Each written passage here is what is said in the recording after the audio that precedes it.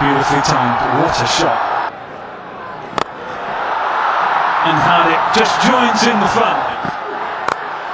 Oh, because he knows it's going to be that line there. He knows it. তো hello বন্ধুরা, গতকাল ভারত নামিবিয়াকে বিশাল ব্যবধানে হারিয়ে দিয়ে তারা কিন্তু জয় ছিনিয়ে নিল। কারণ এই নিয়ে বিশ্বকাপে ভারত আপাতত দুটো ম্যাচ খেলে তারা দুটোতেই কিন্তু জয় তুলে নিল এবং পাশাপাশি নামিবিয়া দুটো ম্যাচ খেলে তারা কিন্তু দুটোই হারলো। তো কালকে ভারত এই ম্যাচটি কঠিন করে তারা সহজভাবে জয় ছিনিয়ে নিল। তো কঠিন করে কেন বললাম, তো এই প্রসঙ্গে আমরা বিস্তারিত আসব। তার আগে ক্রিকেট সংক্রান্ত যাবতীয় টাটকা খবর পেতে আপনারা চ্যানেলটিকে অবশ্যই জুড়ে থাকবেন এই ধরনের নিত্য নতুন খবর পেতে। তো চলুন মূল বিষয়ে যাওয়া যাক। তো গতকাল নামিবিয়া টসে জিতে প্রথমে ভারতকে ব্যাটিং করতে পাঠায়। তো সেই ক্ষেত্রে সূর্যকুমার যাদবের মন্তব্য ছিল যে যাক, ভালোই হয়েছে, আমরা প্রথমে ব্যাট করতে পেরে আমরা খুবই আনন্দিত। কারণ ভারতের টিম ম্যানেজমেন্টের হয়তো প্ল্যানিং ছিল যে আজকের ম্যাচে তারা প্রথমে ব্যাটিং করবেন, কারণ তাদের ব্যাটাররা কে কেমন পারফরমেন্স করতে পারেন সেটা কিন্তু একটা দেখে নেওয়ার দিন ছিল।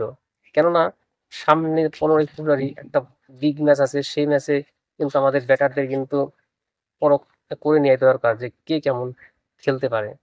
তো সেই ক্ষেত্রে প্রথমে কালকে ইন্ডিয়া যখন ব্যাটিং করতে আসে দুই ওপেনার সঞ্জু স্যামসন এবং ঈশান কিষান, তো শুরুতেই কালকে সঞ্জু স্যামসন তিনি যে শটগুলো খেললেন একদম দেখার মতো ছিল।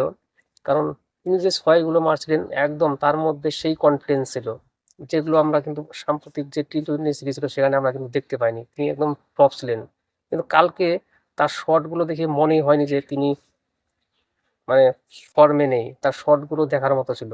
তো যাই হোক, তিনি যে বলটিতে তিনি আউট হলেন সেটা কিন্তু সঞ্জু স্যামসনের কিন্তু একটা ফল্ট, কারণ তিনি অতীতেও কিন্তু এই ধরনের মানে শটে কিন্তু আউট হয়ে যান। তো কালকে তিনি ভালো খেলেন, কারণ তিনি 9 বলে 22 করেন। এবং ঈশান কিষান ওই ওপেনার তিনি কিন্তু দুর্ধর্ষ, কালকেও কিন্তু আরেকটা কিন্তু 50 করেন, কারণ মাত্র 20 বলে তিনি 50 করেন এবং শেষে 24 করে তিনি 24 বলে 61 করে তিনি আউট হয়ে যান। তো তার ইনিংসে 6টি চার এবং 5টি 6 ছিল। তো ঈশান কিষান এক কথায় তিনি কিন্তু অনবদ্য ব্যাটিং করেছেন, কারণ সাম্প্রতিক টি-20 সিরিজেও তিনি কিন্তু ভালো পারফরমেন্স উপহার দিয়েছেন। তো বিশ্বকাপও তিনি তার ব্যাট থেকে আমরা কিন্তু একের পর এক কিন্তু ইনিংস দেখতে পাচ্ছি। তো ঈশান কিষানকে নিয়ে আমাদের কোনো প্রবলেম নেই, কারণ তিনি এই মুহূর্তে তার কেরিয়ারে কিন্তু বেস্ট ফর্মে আছেন। এরপর 3 নম্বরে যিনি ব্যাট করতে আসলেন তিলক বর্মা, তো তিনি কিন্তু শুরুটা কিন্তু স্লো করেন, তো তারপরের দিকে তিনি কয়েকটা শট খেলেন। তো কালকে তিনি মোটামুটি 25 করেন, ঠিক আছে, কারণ তিলক বর্মা তিনি এই ফরম্যাটের একজন ভালো ব্যাটসম্যান। এরপর আমাদের ক্যাপ্টেন সূর্যকুমার যাদব 4 নম্বরে যখন ব্যাটিং করতে আসলেন, কিন্তু কালকে তিনি কিন্তু সেরকম কোনো কিছু একটা করতে পারেননি। তো তিনি বিশ্বকাপের আগে তিনি যে ফর্মে আছেন সেটা কিন্তু তিনি কিন্তু উদাহরণ দিয়েছেন। তো একটি ম্যাচ দিয়ে তাকে বিবেচনা এখন আর করা যায় না। যাই হোক, সামনের ম্যাচে তিনি ভালো খেলবেন। এরপর হার্দিক পান্ডে যখন ক্রিজে যখন ব্যাটিং করতে আসেন একদম দুর্দান্ত। কালকে হার্দিক পান্ডে দেখিয়ে দিয়েছে যে তিনি কেন বিশ্বের 1 নম্বর অলরাউন্ডার, কারণ তিনি কালকে 28 বলে 52 রান করেন, তার ইনিংসে 4টি চার এবং 4টি 6 ছিল। তো হার্দিক পান্ডে যখন ক্রিজে ব্যাটিং করছিলেন সেই সময় আমাদের মনে হয়েছিল যে ইন্ডিয়া হয়তো আজকে 250 রান করবে, কিন্তু হার্দিক পান্ডিয়া যখন আউট হয়ে গেলেন তারপর ইন্ডিয়ান ব্যাটসম্যানরা কিন্তু আর দাঁড়াতে পারেননি, শুধু মাঠে আসছে আর উঠে যাচ্ছে, কারণ একের পর এক আউট হয়ে যাচ্ছে, থাকতেই পারছে না। শিবম দুবে তিনি আনলাকি, কালকে রান আউট হয়ে গেলেন 23 রান করে, এবং রিঙ্কু সিং কালকে সেরকম কিছু করতে পারেননি। এরপর বোলারদের কথা তো আর কি বলবো। তো শেষমেশ ইন্ডিয়া 209 রান তুলে 9 উইকেটের বিনিময়ে। এদিকে নামিবিয়ার হয়ে ভালো বোলিং করেন তাদের ক্যাপ্টেন গারহার্ড ইরাসমাস। তিনি সত্যি কথা বলতে তিনি কালকে কিন্তু একটা কিন্তু ভালো স্পেল বল করেছেন, কারণ 4 ওভারে 20 রান দিয়ে 4টি উইকেট তুলে নেন তিনি, মূল্যবান। তো এই ছিল ভারতের ব্যাটিং। এদিকে 210 রানের লক্ষ্যমাত্রা নিয়ে যখন নামিবিয়ার ব্যাটাররা যখন ব্যাট করতে আসে সেই সময় তাদের দুই ওপেনার লরেন স্টেনক্যাম্প তিনি 29 করেন এবং জন ফিলিং তিনি 22 করেন। এই দুজন শুরুটা মোটামুটি করেছিলেন, কিন্তু সেটা কিন্তু তারা কিন্তু আর দীর্ঘস্থায়ী করতে পারেনি। যখন তাদের উইকেট পড়ছিল, তো তাসের ঘরের মতো একের পর এক উইকেট পড়ে যাচ্ছিল। তো শেষমেশ তারা 116 রানে অল আউট হয়ে যায় এবং ইন্ডিয়া 93 রানে ম্যাচটি জিতে নেয়। কিন্তু এই ম্যাচটি ইন্ডিয়া আরো আগেই শেষ করতে পারতো। ওই যে আমরা প্রথমে বললাম যে ইন্ডিয়া কঠিন করে সহজভাবে ম্যাচটি জয় তুলে নিল। তো সেই কঠিনটা কি ছিল, যে